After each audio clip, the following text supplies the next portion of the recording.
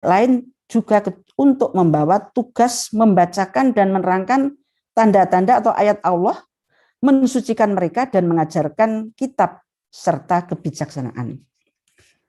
Dalam surat Jum'ah Allah berfirman, "Walladzi ba'atsa fil ummiyina rasulan minhum yatlu 'alaihim ayatihi wa yuzakkihim wa yu'allimuhumul kitaba wal hikmah." Dialah yang mengutus kepada kamu, kepada kaum yang buta aksara, seorang rasul di antara mereka sendiri, yang membacakan ayat-ayatnya pada mereka, yang mensucikan serta mengajarkan kepada mereka kitab dan kebijaksanaan. Jadi yang Allah ajarkan juga tentang mensucikan. Lebih jelas lagi, ibu-ibu semuanya hafal dalam surat Al-Baqarah ayat 222. A'udzubillahi minasyaitonir rajim. Allah berfirman, "Innallaha yuhibbut tawwabina wa yuhibbul mutatahhirin." Sesungguhnya Allah cinta kepada orang-orang yang bertaubat dan Ia pun mencintai orang-orang yang suci. Benar-benar bersuci ini menjadi sebuah keniscayaan dan kepastian dan keharusan bagi kita untuk membersihkan segala sesuatu, baik bersih dalam segi akidah, bersih dalam segi ibadah, atau suci di dalam segi akhlak dan muamalah. Nah, ibu-ibu sekalian, dari pengertian kesucian sangat luas itu akhirnya lahir beberapa istilah yang artinya hampir sepadan, namun penggunaan dan penerapannya berbeda. Khusus dalam masalah ajaran kesucian yang berhubungan dengan pelaksanaan ibadah khusus atau ibadah mahdiyah, para ahli fikih atau fuqaha menggunakan istilah yang lazim dipergunakan oleh Al-Quran, yakni toharoh. Nah, istilah toharoh ini ditinjau dari arti lugawi atau bahasa atau etimologi, berarti membersihkan diri. Jadi toharoh itu berarti membersihkan diri. Sedang kalau dilihat dari arti istilah atau terminologi, berarti bersuci dengan cara-cara yang telah ditentukan oleh syara guna menghilangkan najis dan hadas. Saya ulangi lagi, bersuci dengan cara-cara yang telah ditentukan oleh syara guna menghilangkan segala najis dan hadas. Jadi di sini ada cara-cara oleh untuk membersihkan atau menghilangkan segala secara istilah. Nah, dalam pelaksanaan toharoh, ajaran aturnya secara pasti dan sangat terperinci, sehingga setiap orang Islam dapat melaksanakannya secara tepat, jauh dari perkiraan ataupun penafsiran yang bukan-bukan. Demikian pula halnya dengan perangkat yang dipergunakan untuk toharoh. Ajaran Islam telah menetapkan macam-macamnya dan telah ditetapkan pula tentang tata cara penggunaannya. Semuanya itu dimaksudkan agar jangan sampai terjadi kekeliruan atau sebab apabila masalah toharoh ini diterapkan secara keliru akan membuat rusaknya amalan ibadah mahdoh atau mahdiyah yang kita lakukan. Jadi benar-benar ibu-ibu bahwa toharoh ini perkara kelihatannya sepele, tapi memegang peranan yang sangat penting. Apalagi kan di dalam pemahaman ini adalah menghilangkan, membersihkan dari kotoran yang disebut hadas dan najis. Sedangkan bersihnya hadas dan najis diri kita ini menjadi sebuah aturan atau syarat sahnya sholat. Di dalam syarat sahnya sholat itu antara lain ada bersih badan dari hadas dan najis. Kalau pakaian, tempat, dan badan kita, ini pun juga harus bersih. Jadi dua-duanya antara hadas dan najis merupakan kotoran yang menyebabkan tidak sahnya ibadah sholat kita. Sehingga dua-duanya ini harus dipahami secara benar bagaimana atau apa saja jenisnya, bagaimana cara mensucikannya, dan sebagainya. Maka di dalam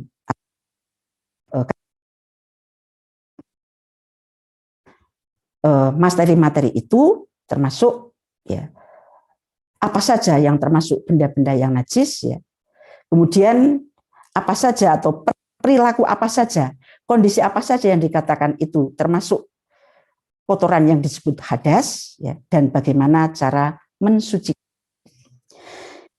Kalian yang kami hormati, dalam materi ini kita akan mulai dari benda-benda yang dihukumkan najis ya. Jadi secara lugawi najis itu adalah secara bahasa ya Ibu, segala sesuatu yang dipandang kotor atau menjijikkan. Jadi ini secara bahasa. Jadi yang dikatakan najis itu semuanya saja atau segala sesuatu yang dipandang kotor atau menjijikkan. Jadi semua yang dipandang atau menjijikkan disebut najis. Ini secara bahasa. Adapun pengertian secara istilah syara yang dimaksudkan dengan najis itu ya macam-macam kotoran yang dapat menghalangi ataupun sahnya tawaf. Jadi jenis-jenis kotoran, macam-macam kotoran yang bisa menghalangi sahnya sholat ataupun sahnya tawaf ya. Jadi ketika kita sholat, kemudian apakah badan kita, apakah pakaian kita, juga tempat yang kita gunakan untuk sholat itu ada benda-benda ya, atau ada benda yang dianggap najis menurut syara, maka itu akan menghalangi sahnya sholat. Oleh karena itu harus dihilangkan. Adapun yang termasuk macam-macam benda atau yang dihukumkan najis oleh syara ya, yang sudah juga terangkum di dalam putusan tarjih. Yang pertama, bangkai binatang darat. Ya. Semua bangkai secara umum dihukumkan najis sesuai dengan firman Allah dalam surat Al-Maidah ayat 3. A'udzubillahi minasyaitonirrajim. Hurrimat alaikumul maitah atau maitatu.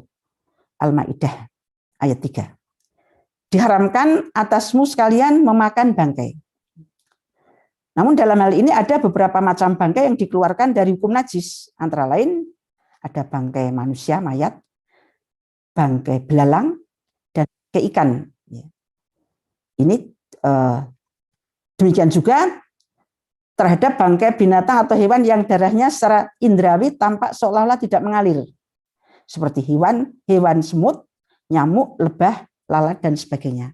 Itu tidak termasuk di dalamnya. Tidak termasuk yang maitah itu. Yang kedua, darah. Semua macam darah hukumnya adalah najis sesuai dengan ayat 3 juga, Al-Maidah. Ini bahkan termasuk yang ketiga, daging babi. Dalam surat Al-Maidah ayat 3 ini ada 3 macam yang dihukumkan haram ya, memakannya. Hurimat alaikumul maitatu 1, wadamu walahmul khinzir.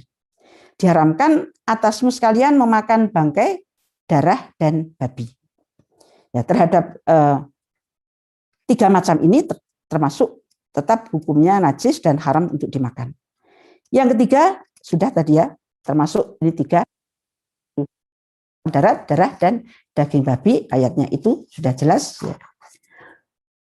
Kemudian yang keempat, potongan daging dari anggota badan binatang najis yang masih hidup. Jadi hukum bagi potong adalah mengikuti hukum binatang yang dipotong atau anggota badannya. Sehingga kalau yang dipotong adalah binatang najis, babi atau anjing, maka hukum potongan anggota badannya termasuk juga najis. Ya. Nah, hal ini didasarkan hadis yang menyatakan dari Abu Waqid Al-Lais dikatakan bahwa Rasulullah bersabda, sesuatu yang dipotong dari seekor binatang sedang ia masih hidup, maka potongan tersebut adalah bangkai juga. Kemudian yang kelima, untah-untahan, air kencing, dan kotoran manusia. Nah, ketiga jenis benda tersebut adalah najis, kecuali terhadap jenis unta-untaan yang kadarnya hanya sedikit, maka dapat dimaafkan. Begitu juga air kencing dari anak laki-laki makan kecuali air susu ibunya semata-mata. Cukuplah dengan cara memercikkan air barang yang terkena atau pakaian yang terkena air kencing tersebut. Nah, di sini ada satu sabda Rasulullah SAW. Qala Rasulullah SAW, baulul gulami yundahu alaihi wa baulul jariyati yughsalu. Qala Qatadah wa hadza malam yad ama fa in ta'ima wusila bauluhuma. Rahu Ahmad. Telah bersabda Rasulullah SAW, kencing bayi laki-laki cukup dipercikkan air di atasnya. Sedangkan kencing bagi perempuan hendaklah dicuci. Berkata Qatadah, ini selama kedua-duanya belum diberi makan kecuali air susu ibunya. Kalau sudah diberi makan selain air susu ibu, hendaklah dicuci. Tidak hanya diperciki air saja. Kemudian yang keenam, wadi dan madhi. Nah, ibu-ibu dan para pemirsa, biasanya orang sulit membedakan dan belum banyak yang paham tentang apa itu wadi, madhi. Wadi yang dua-duanya adalah benda najis. Wadi adalah air yang berwarna putih, sedikit berlendir, yang keluar mengelilingi keluarnya air kencing dikarenakan kelelahan. Jadi satu jenis ya, air yang kental yang keluar bersama air kencing, tetapi karena kelelahan itu wadi. Ini termasuk juga najis, apalagi kalau keluarnya sudah bersama dengan air kencing. Sedangkan ada wadi, ada madhi. Air yang berwarna putih juga bergetah dan keluar karena kuatnya syahwat, akan tetapi keluarnya air itu tidak disertai dengan perasaan apa-apa. Ya, kedua cairan tersebut hukumnya najis, sehingga antara keduanya ya, menimpa badan adalah dicuci. Seandainya mengenai kain, maka cukuplah dipercikkan air di atasnya, digosok sedikit. Ya. Ini juga ada penjelasan dari hadis yang Bukhari dan Muslim, ya, yang artinya dari Ali bin Abi Thalib telah berkata, mengeluarkan madhi. Sedang saya sendiri malu menanyakannya kepada Rasulullah SAW. Karena putrinya menjadi istriku, maka saya menyuruh Mikdad untuk menanyakannya. Mikdad pun menanyakan kepada beliau. Dan berwudulah. Jadi dia adalah benda yang bernajis. Berikutnya adalah khomar. Nah, khomar memang ada sebagian pendapat yang mengatakan tidak najis. Khomar adalah sejenis minuman yang mengandung alkohol yang berkadar tinggi, sehingga akan mengakibatkan mabuk bagi yang meminumnya. Di tengah-tengah masyarakat, bangsa-bangsa akan dikemukakan berbagai macam jenis minuman yang memabukkan. Ibu-ibu banyak yang tahu apakah itu whisky, apakah itu tua, apakah itu arak, dan lain sebagainya. Nah, berbagai jenis minuman serupa itu hukumnya adalah haram, mabuk ataupun tidak mabuk, tetap hukumnya haram. Sementara itu para ulama berpendapat bahwa jenis minuman khamar itu dan sejenisnya itu sepertinya adalah seperti itu adalah najis. Akan tetapi sementara ulama ada yang berpendapat bahwa barangnya sendiri tidak najis, melainkan suci. Hal ini sama kedudukannya dengan candu, uang dari hasil riba, alat-alat berjudi dan sebagainya. Yang semuanya itu bisa dilihat dari bendanya adalah suci, yang haram adalah memakan, meminum.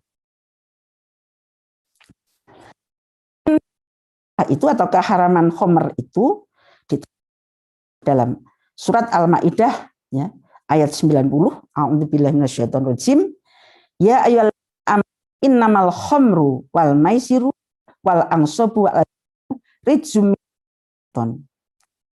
Wahai orang-orang yang beriman, sesungguhnya khamr, judi, berhala dan bertenung itu adalah najis, termasuk perbuatan setan. Makna najis dalam ayat tersebut searti dengan najis yang terdapat dalam surat Al-Hajj ayat 30 yang berbunyi fajtanibur rijsa minal authan. hendaklah kamu jauhi najis yang berupa berhala. Jelas bahwa najis yang dimaksudkan oleh kedua ayat di atas bukannya dimaksudkan dalam pengertian najis biasa seperti najisnya kotoran manusia, darah dan sebagainya, melainkan dalam arti maknawi. Artinya najis yang perlu dijauhi dan dibenci. Karena semua adalah perbuatan setan yang manakala diikuti akan menimbulkan perpecahan, permusuhan, kebencian antara sesama manusia dan akan mengakibatkan kerugian dan kemadorotan bagi pribadi seseorang. Nah, ini ibu-ibu dan para pemirsa di antara benda-benda yang dihukumkan najis, ya. Sehingga ketika kita mau sholat khususnya atau mau tawaf, ketika kita terkena benda-benda itu semuanya harus dibersihkan dengan alat-alat yang dipergunakan untuk bersuci atau untuk mensucikan benda-benda yang bernajis ataupun juga untuk mensucikan dari kotoran yang disebut hadas. Nah, pada kesempatan ini kan kami lanjutkan alat-alat yang dipergunakan untuk toharoh atau untuk bersuci. Ya. Dalam ajaran Islam telah secara pasti telah menetapkan alat yang dapat dipergunakan untuk toharoh atau bersuci. Alat-alat tersebut secara garis besarnya dapat dibedakan menjadi 3 macam. Ya. Yang pertama adalah air. Jadi air ini menjadi alat yang pertama. Ya, jadi yang telah diterangkan dan dapat dipergunakan untuk toharoh yang pertama adalah air ini. Ya. Bahkan sebelum seseorang itu menggunakan alat-alat yang lain, bisa dibantu dengan alat yang lain, yang pertama dicari dulu adalah air. Ketika air tidak ada, maka bisa menggunakan alat-alat yang lain sesuai dengan penjelasan dari Rasulullah Muhammad SAW. Nah, air itu sendiri, ibu-ibu dan para pemirsa sudah banyak belajar tentang air ini, jenis air. Ya, ada air mutlak, ya, kemudian ada air mustakmal. Jadi, kemudian yang ketiga ada air yang suci tetapi tidak mensucikan. Dan ada air yang bernajis, jadi ada 4 macam jenis air. Nah, air yang mutlak, ya, ini air yang suci, benar-benar suci dan bisa mensucikan. Bisa untuk menghilangkan hadas, bisa untuk menghilangkan najis ketika kita mau sholat atau tawaf. Jadi air yang suci dan mensucikan itu atau yang disebut air mutlak itu adalah pada diri air itu suci pada zatnya, bisa mensucikan yang lain, dapat digunakan untuk bersuci. Yang termasuk air semacam ini adalah air hujan, air salju, air sumur, air laut, air danau, dan air telaga. Air yang dari asalnya suci dan mensucikan seperti tersebut di atas, ini diterangkan oleh Allah dalam surat Al-Furqan ayat 48. A'udzubillahi minasyaitonir rajim. Wa anzalna minas sama'i ma'an tahura. Dan kami turunkan dari langit air yang suci. Jadi karena sifatnya suci lagi mensucikan, maka air semacam itu dapat digunakan untuk bersuci sebagaimana dijelaskan dalam surat Al-Anfal ayat 11. Air suci dan mensucikan itu bisa digunakan untuk bersuci. Sebagaimana Allah menerangkan, wa yunazzilu 'alaikum minas sama'i ma'al litahhirukum bihi. Al-Anfal 11. Dan dia menurunkan pada kalian air dari langit untuk mensucikannya. Jadi, dan dalam hal ini perlu dijelaskan bahwa terhadap air sungai atau air danau atau air telaga yang telah berubah warnanya akibat terlalu lama menggenang, akhirnya bisa berubah menjadi hijau disebabkan karena terlalu banyak ganggang atau sebangsa lumut, maka ia tetap suci dan mensucikan bagi lainnya. Akan tapi kalau apabila perubahan warna tersebut akibat tercampur dengan barang yang najis, ya, maka air semacam itu tidak dapat digunakan untuk bersuci. Hal ini dijelaskan oleh sebuah hadis yang menyatakan, qala Rasulullah SAW, al-ma'u tahurun illa an yataghayyara rihuhu au ta'muhu au launuhu binajasatin tahdutsu fihi. Air itu pembersih kecuali kalau telah berubah baunya atau rasanya ataupun warnanya lantaran kemasukan benda najis. Jadi air yang suci itu kalau sudah berubah warna karena kemasukan benda yang najis, ya, itu termasuk sudah tidak bersuci lagi. Yang kedua air mustakmal, tadi suci dan mensucikan. Air mustakmal itu artinya air bekas terpakai. Air yang sudah digunakan, air bekas, ya. Yaitu air yang telah dipakai untuk bersuci, apakah itu mandi, apakah itu berwudu. Hukum air semacam ini tetap suci lagi mensucikan. Jadi bukannya tidak boleh dipakai untuk bersuci lagi, tapi tetap suci dan mensucikan. Penegasan ini didasarkan pada sebuah hadis yang diriwayatkan oleh Ibnu Abbas radhiyallahu anhu. Adalah Nabi SAW pernah mandi dengan air sisa Maimunah, mandi, istri Nabi. Ihtasala ba'du azwajin Nabi SAW fi jafnatin faja'an Nabi SAW liyatawaddo'a minha. Au ihtasala faqalat lahu, ya Rasulullah, ini kuntu junuban. Faqala innal ma'a la yajnubu. Rawahu Ahmad wa Abu Dawud wa Nasa'i wa Tirmidzi. Seorang dari istri Nabi sallallahu alaihi wasallam mandi satu bejana. Maka datanglah beliau hendak wudu. Beliau Nabi mandi dari air itu. Maka ia pun berkata, sesungguhnya aku mandi junub. Maka Nabi bersabda, sesungguhnya air itu tidak dapat menjunubkan. Ini yang menjadi dasar air mustakmal itu tetap atau air bekas itu tetap bisa dipakai untuk bersuci. Kemudian yang ketiga, tadi sudah air yang suci dan mensucikan, kemudian air mustakmal. Yang ketiga, air yang suci tetapi tidak mensucikan. Suci tapi tidak mensucikan. Maksudnya apa? Air itu suci tapi tidak bisa digunakan untuk berwudu atau mandi. Yang dimaksudkan dengan air suci tapi tidak dapat digunakan untuk bertoharoh, yaitu air yang dilihat dari zatnya sendiri adalah suci. Semisal air kelapa, itu suci dari zatnya. Air semacam ini sekalipun suci, tetapi ia tidak dapat dipergunakan untuk menghilangkan hadas.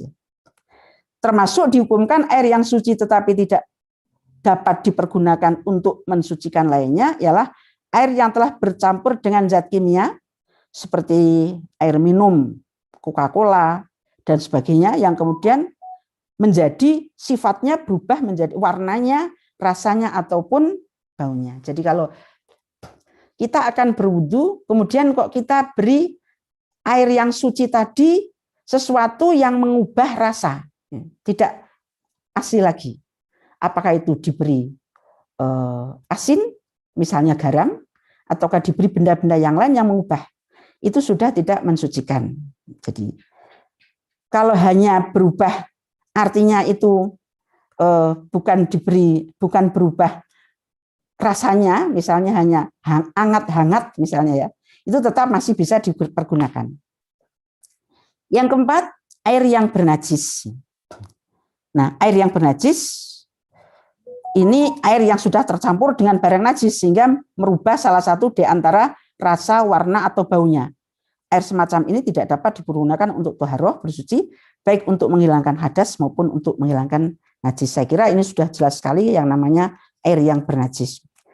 Tadi kita sebut bahwa alat yang digunakan untuk bersuci itu ada air, itu yang pertama. Yang kemudian yang kedua, debu.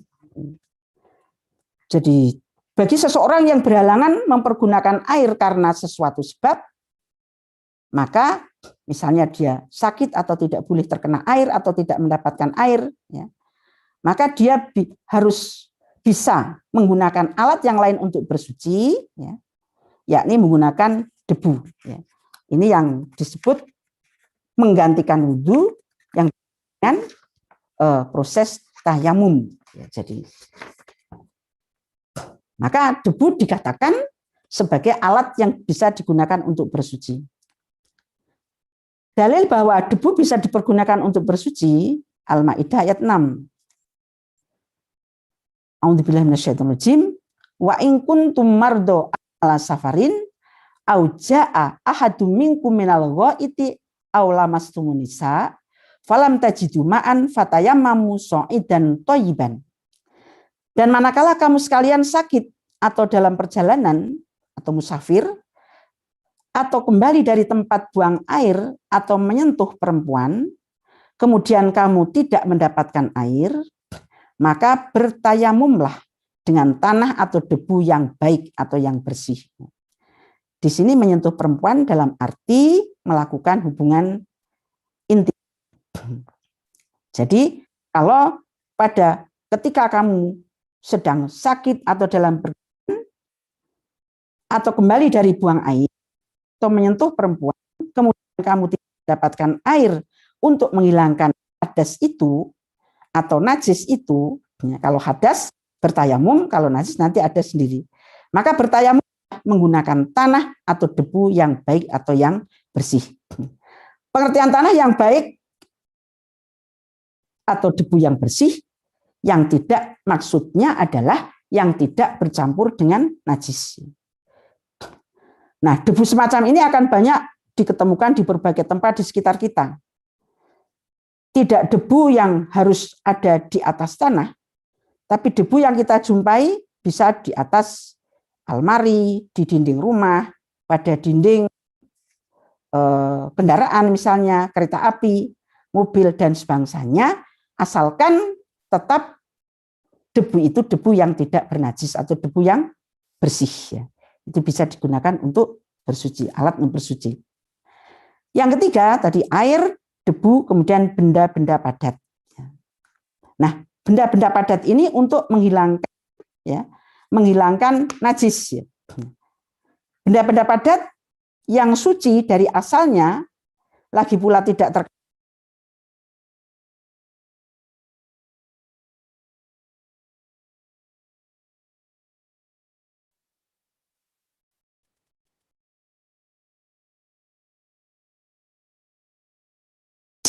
setelah buang air kecil atau besar, lantaran atau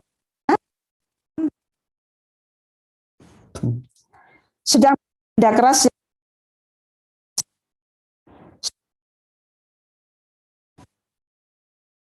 dapat digunakan untuk bersuci, ya. Karena ini berasal dari benda yang najis. Ini sudah dijelaskan oleh Rasulullah dalam riwayat Muslim tentang hal ini. Kami sampaikan maknanya saja. Dari Salman telah berkata, sesungguhnya Rasulullah SAW melarang kami menghadap kiblat sewaktu buang air besar atau kecil, atau istinja dengan tangan kanan. Istinja itu artinya membersihkan diri setelah buang air. Juga atau istinja dengan batu kurang dari 3 buah. Atau istinja dengan kotoran atau dengan tulang. Maksudnya benda itu keras tetapi berasal dari benda yang najis. Tentang 3 butir batu yang dipergunakan untuk istinja, kiranya dapat juga diartikan sebuah batu yang berisi 3. Sehingga dengan 3 sisi itu, bersisi 3 maksudnya, dengan sisi 3 itu pula mencukupi beristinja dengan 3 buah batu seperti yang dimaksudkan dalam hadis tersebut di atas. Nah, satu hal lagi yang perlu kami sampaikan, yang mungkin bisa disambung dengan waktu yang lain karena waktunya sudah habis. Hal-hal yang wajib disucikan dalam bab toharoh ini adalah 2 hal, 2 masalah, ya, yang dua-duanya itu sama-sama menyebabkan tidak sahnya kita melaksanakan sholat, yakni bab hadas, ya, dengan bab najis. Jadi najis dan hadas ini dua-duanya merupakan kotoran yang menyebabkan tidak sahnya sholat, ya. Ada yang asalnya sama, ada yang asalnya berbeda.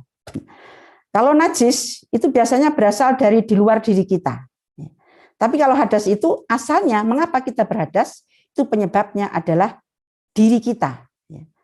Dan juga bisa disebabkan dari Jadi kebanyakan dari diri kita. Seperti orang berhadas kecil, orang berhadas besar, itu semuanya penyebabnya adalah pribadi kita. Nah, ini mungkin akan bisa dijelaskan pada kesempatan yang lain. Masalah najis dan hadas ini pembahasannya juga akan lebih panjang. Mungkin ada di antara kita yang memerlukan penjelasan lebih lanjut, kami persilakan.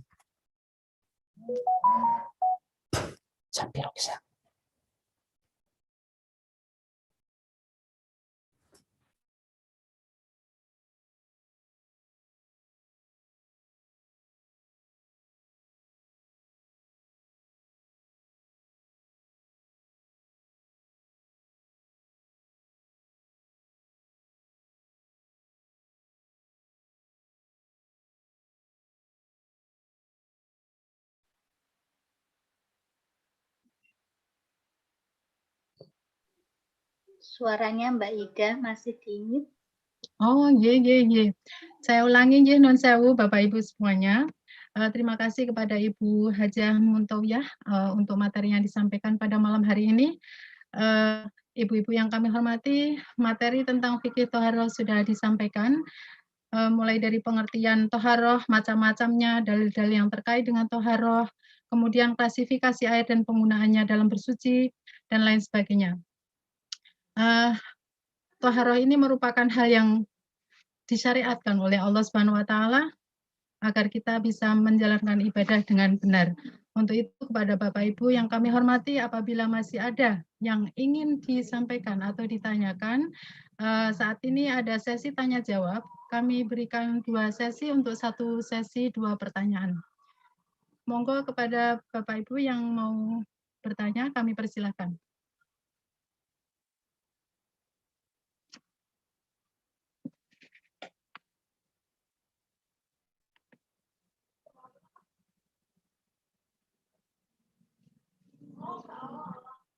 Tidak ada yang bertanya, nggih? Apa ada masih berpikir? Insya Allah untuk materi toharoh akan dilanjutkan di pertemuan berikutnya yang akan disampaikan lebih dalam, ya Bu Mun, untuk pertemuan berikutnya nanti tentang fikih toharoh. Untuk yang disampaikan malam ini mungkin ada yang mau ditanyakan, Bapak Ibu kami persilakan. Bu Siti Baroroh raise hand, Mbak. Oh, nggih. Monggo Bu Siti Baroroh.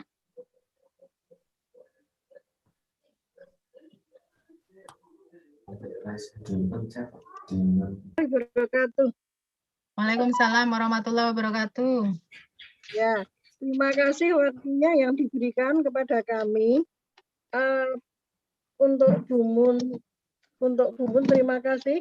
Yang ingin kami sampaikan bahwa tadi telah dijelaskan tentang benda-benda yang dihukumkan najis oleh syariatnya. Yang ingin kami tanyakan adalah yang nomor 6. Mohon diulang tentang yang penjelasan wahdi dan nahdi. Ya, wahdi dan apa tadi nahdi ya? Itu, ya, kemudian itu biasanya terjadi pada perempuan atau laki-laki begitu dan di usia berapa? Karena itu sepertinya belum begitu jelas untuk kami. Kalau di kami biasanya mungkin keputihan, tapi itu istilahnya kok saya belum begitu jelas. Ya, mohon penjelasan. Terima kasih. Assalamualaikum warahmatullahi wabarakatuh. Ya. Terima kasih pada Ibu Baro yang menanyakan masalah ini. Jadi wadi ini bisa terjadi pada diri perempuan dan diri laki-laki, Ibu. Memang yang kadang-kadang keluarnya itu beserta air kencing, tapi kadang-kadang juga tidak. Sehingga kalau seorang yang perempuan misalnya ya, terlalu lelah, kemudian seolah-olah keluar benda yang putih atau cairan yang putih, orang mengatakan keputihan, itu juga bisa sebenarnya itu terjadi, itu adalah termasuk wadi itu, Bu. Jadi kadang-kadang memang bisa berserta kencing, kadang-kadang tidak. Nah, kalau beserta kencing memang tidak begitu kentara ya, tidak begitu jelas ya. Jadi karena kita mesti harus istinja. Tapi yang sangat harus diperhatikan ketika tidak bersama dengan kencing. Karena kelelahan kemudian keluar sesuatu yang putih dan kental itu pada diri perempuan bisa terjadi seperti itu, tidak bersama dengan kencing, sehingga kadang-kadang kemudian orang mengkategorikan itu adalah keputihan. Tapi bisa juga itu karena wadi. Oleh karena itu, karena dia najis, maka ketika kita akan sholat, kita perlu memperhatikan baju atau baju dalam kita, celana dalam kita. Kalau itu memang ada benda atau ada bekasnya, harus dihilangkan. Saya kira begitu ya Ibu Baroroh. Bisa kira-kira dipahami. Seandainya Bu, ini karena mungkin ada putri semua. Seandainya kalau putri itu kan hanya dilapisi itu. Kemudian lapisannya itu yang diambil, apakah itu sudah menghilangkan najis, Bu? Ya. Kalau lapisannya sudah diambil, itu sudah jadi tidak terkena pada celananya ya. Jadi itu lapisannya diambil itu sudah menghilangkan. Namun ketika kita akan sholat, tetap kita harus istinja. Karena kita tadi kan mengeluarkan sesuatu yang bernajis. Ya Bu? Jadi itu harus itu tetap bisa dipakai, tapi tetap kita harus istinja. Nah itu kalau dihilangkan alasnya itu sudah cukup menjadi suci. Tetapi kita perlu beristinja lagi. Saya kira begitu Bu. Matur nuwun Bu Muntawiyah, penjelasannya jelas gitu. Assalamualaikum warahmatullahi wabarakatuh. Waalaikumsalam warahmatullahi wabarakatuh. Terima kasih Bu Siti Baroroh, Ibu Hajah Muntawiyah. Mungkin masih ada lagi Ibu Bapak yang mau bertanya? Ya. Terima kasih Ibu-ibu dan semua pemirsa. Pada malam hari ini kita telah melakukan. Oh, ada lagi? Belum Ibu. Mungkin masih ada lagi Ibu Bapak yang mau bertanya? Bu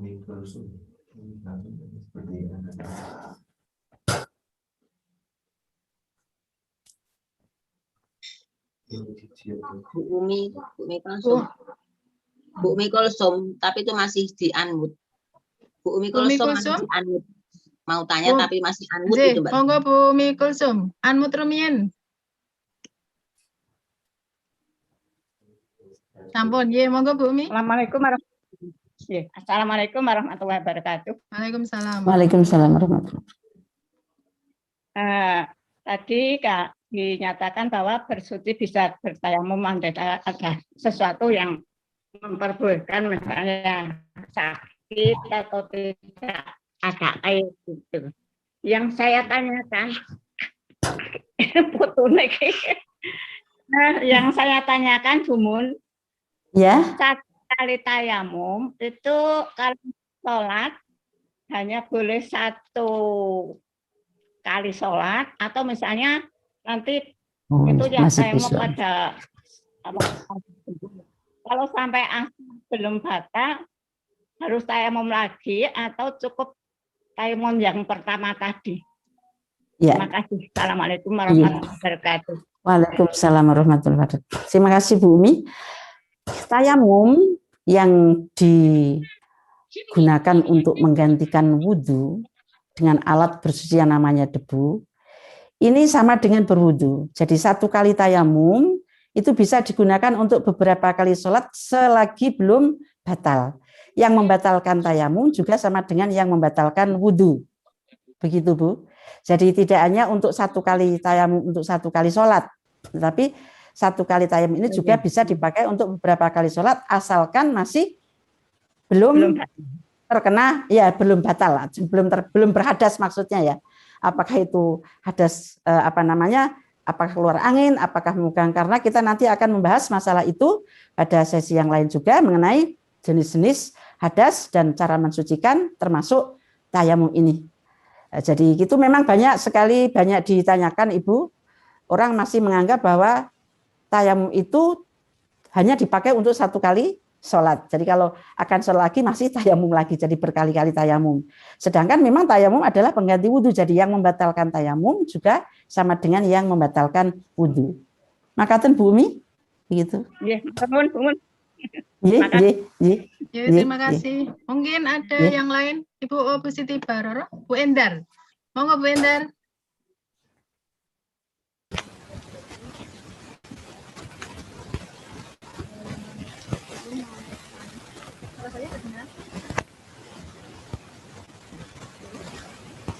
Monggo Bu Indah.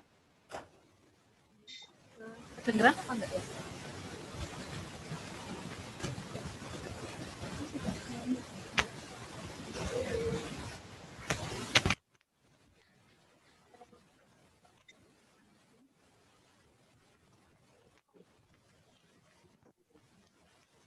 Nun sewu Bu Indah. Nggih. Bu Indah mau bertanya? Ya, sudah. Assalamualaikum. Kedengeran? Nggih. Kok suaranya hilang nggih? Saya di dalam. Sampun. Dia mau tanya Bu Mul, kalau toharoh wudu maupun mandi junub itu menggunakan air panas boleh atau tidak? Bu Indah bertanya kalau toharoh menggunakan air panas bisa apa tidak, Bu Mun? Oh ya, ya. Terima kasih pertanyaan yang disampaikan. Untuk bersuci atau toharoh dengan air panas, artinya menghilangkan najis atau hadas ya. Terutama mungkin yang dia maksudkan adalah menghilangkan hadas ya. Misalnya kita berwudu atau mandi dengan air yang sudah yang bukan air biasa, air yang dihangatkan, selagi air itu tidak berubah rasa. Tidak berubah rasa, Ibu. Jadi tidak berubah rasa, juga tidak berubah warna. Jadi air itu tetap putih, air yang putih, kecuali kalau air itu memang air yang tidak putih sekali ya, butek misalnya ya. Tapi tidak berubah rasa, tidak berubah warna. Artinya berubah warna tidak diberikan campuran warna apa, ya. Tidak berubah rasa, artinya tidak kemudian rasanya tadi saya katakan jadi manis atau jadi asin. Itu boleh. Tetap itu air yang suci, air hangat itu. Asalkan tidak berubah rasa atau warna. Jadi misalnya kita mau mandi, ya mandi junub atau mau berwudu menggunakan air hangat, ya air panas, air hangat itu tetap diperbolehkan, asalkan tadi tidak berubah rasanya atau warnanya. Demikian Bu, bisa diterima, bisa dipahami. Terima ya Bu Indah ya. Ya. Ada lagi Ibu-ibu? Mungkin saya Bu Mun. Satu pertanyaan tadi disampaikan kalau untuk bersuci sebelum sholat itu kan dengan wudhu atau tayamum. Wudhu dan tayamum bisa digunakan tidak hanya sekali sholat, tapi ketika kita belum batal, kita masih bisa melaksanakan ibadah kita dengan wudhu yang sebelumnya. Seandainya saat sholat duhur itu kita kan sudah wudhu Bu, sholat duhur kemudian mau asar. Belum batal tapi menahan kentut sih, hukum menahan kentut itu sebenarnya bagaimana Ibu? Ya, insya Allah nanti akan kita bacakan dalam dalil yang lain.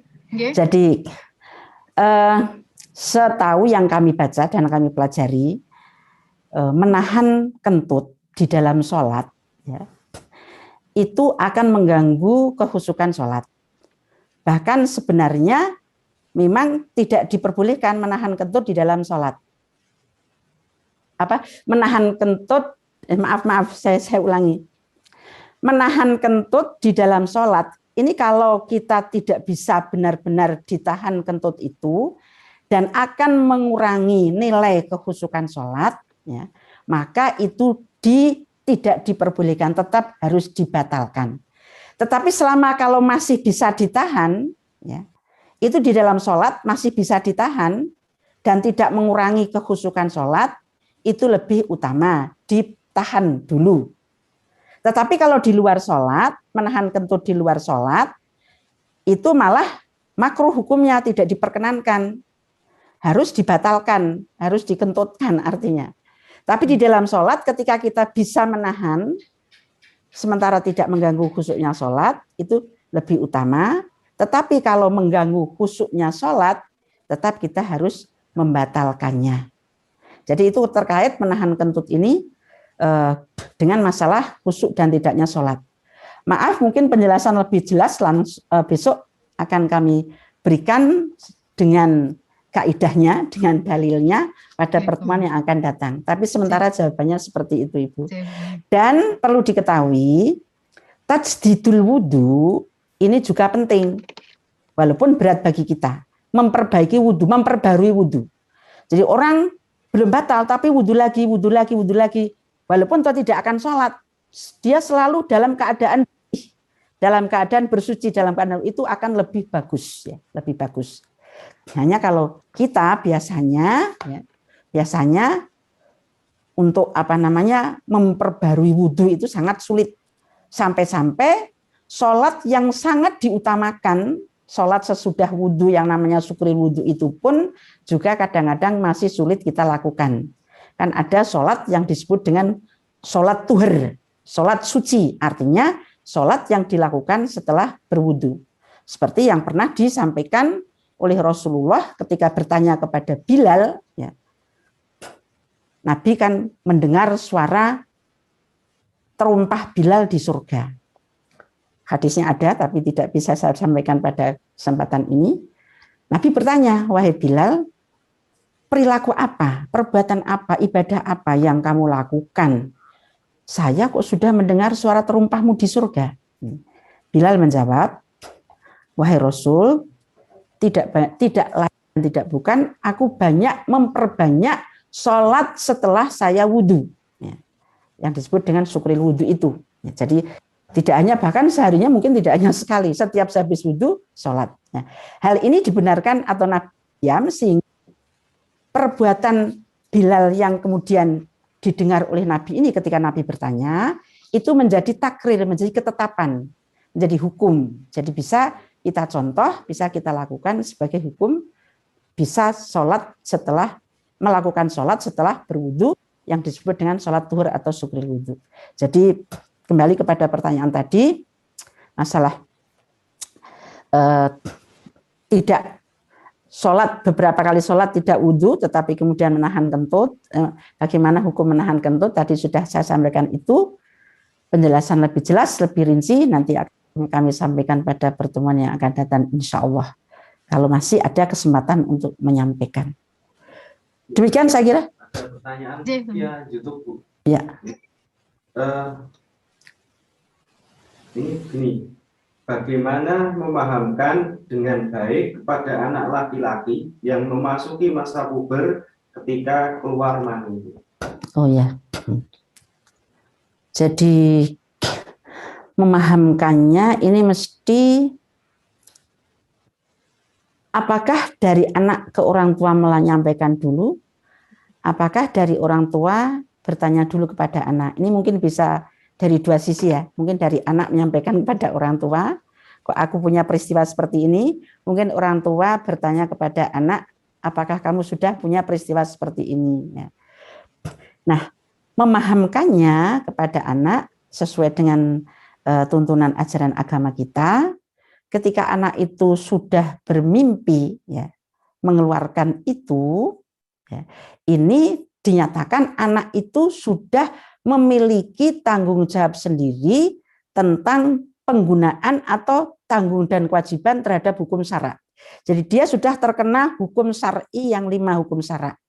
Ada hukum wajib dan seterusnya, itu sudah terkena pada dirinya. Sehingga itu adalah tanda-tanda kebaligan baliknya seorang anak laki-laki. Dengan kata lain, baliknya seorang anak itu baik laki-laki maupun perempuan sudah memiliki tanggung jawab sendiri tentang perbuatan dan perilakunya. Apakah yang kalau berupa kewajiban dia juga harus melaksanakan, kalau berupa larangan dia harus meninggalkannya. Pas pada saat itu anak memiliki catatan amal, mulai memiliki catatan amal. Jadi cara memahamkannya ketika apakah dari anak berita itu apakah dari orang tua bertanya, ini kepada anak dipahamkan bahwa itu adalah tanda-tanda balignya seseorang, artinya mukalafnya seseorang, dengan kata lain dia sudah mempunyai tanggung jawab menggunakan atau memiliki perbuatannya itu masuk kategori hukum syar'i. Ada wajib, ada haram dan seterusnya. Saya kira begitu cara memahamkannya. Satu lagi mungkin Bu Men sayang ya. Tadi dijelaskan tentang air kencing anak laki-laki. Ya, yang belum makan air susu ibu. Yang belum makan. Yang belum makan lain selain air susu ibu ya. Ya, air kencing anak laki-laki yang minum air susu ibu belum dapat tambahan makanan itu cukup dipercik air. Nah, ketika anak itu tidak minum air susu ibu sama sekali, berarti itu termasuk sudah mendapatkan tambahan makanan, ya, Bu? Untuk Ya. hukumnya kita harus mencuci atau bagaimana? Ya, hukumnya tidak sama dengan minum air susu ibu, Bu. Jadi tidak disamakan dengan tidak hanya diperciki, tapi dibasuh secara tuntas begitu. Ya. Jadi bukan bukan air susu ibu kan? Ya, makan dari luar. Terima kasih, Bu. Ya. Demikian Ibu-ibu, masih ada yang bertanya mungkin atau sudah? Bu Tiwi, bagaimana, masih ada waktu?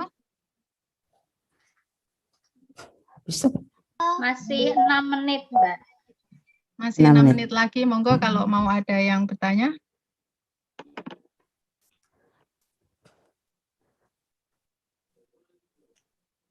Kalau tidak ada, kami kami adakan satu seolah seperti kesimpulan begitu ya Pak ya, Bu ya. Kalau tidak ada yang bertanya, Ibu-ibu sekalian dan para pemirsa, apa yang sudah kita jelaskan dalam masalah fikih thaharah ini, hendaknya bisa dijadikan satu masukan pada diri kita, dan tetap kita selain ibu-ibu mendengarkan dengan apa yang kami sampaikan, tetap kita harus aktif untuk membaca, untuk mempelajari lagi, yang kemungkinan juga kita akan bisa bertambah wawasannya, bertambah pengertiannya, karena masalah thaharah masalah yang sangat pokok.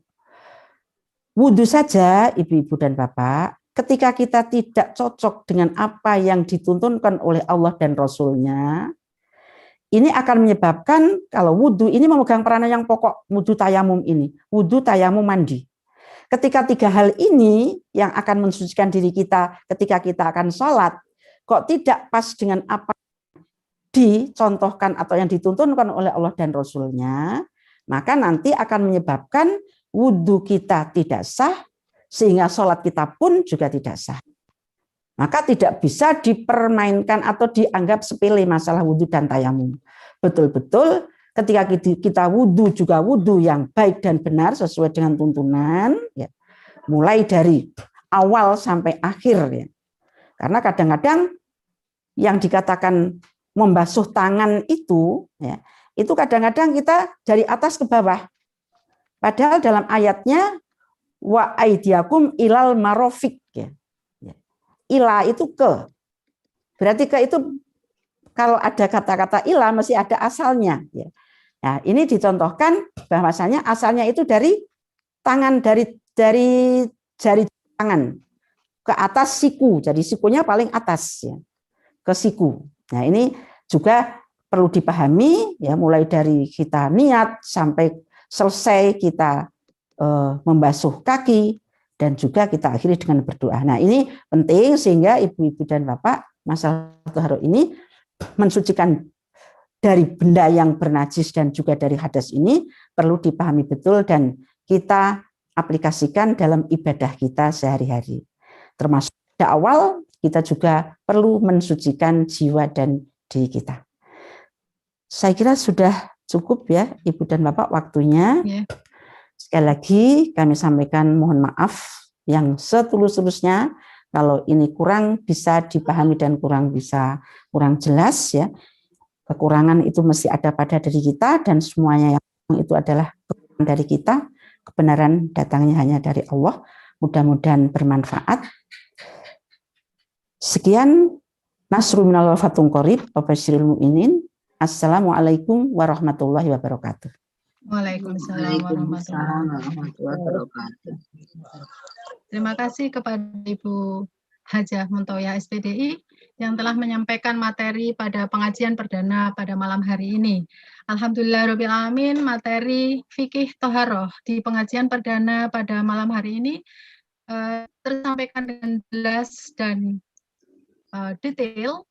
Insya Allah ulasan materi dan penjelasan ini bermanfaat untuk kita semuanya. Semoga kita bisa bertemu di pertemuan yang akan datang dengan kondisi yang lebih baik dan lebih membahagiakan. Ibu-ibu yang kami hormati, acara selanjutnya adalah penutup. Mari kita tutup acara pada malam hari ini dengan doa kafaratul majlis.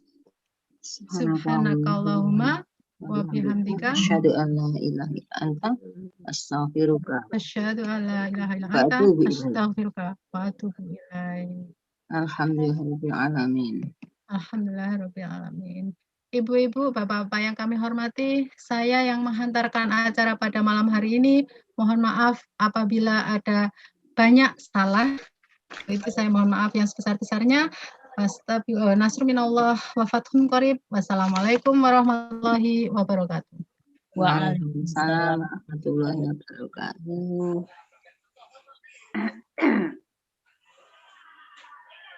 Bu, mohon maaf, Ija. Ibu-ibu majelis. Halo, dengan saya Bu. Ibu. Ija. Ini untuk sekalian evaluasi juga. Kan ini besok yang masih tablik membuat surat yang ini kan kita hanya semacam leaflet pengumuman seperti itu. Undangan ditujukan kepada semua mahasiswa dan TCA agar semua bisa mengikuti. Kalau kita lihat itu kan yang partisipasi mengikuti kan cuma sedikit sekali, tidak semua mahasiswa mengikuti. Ya, ya itu besok. Saya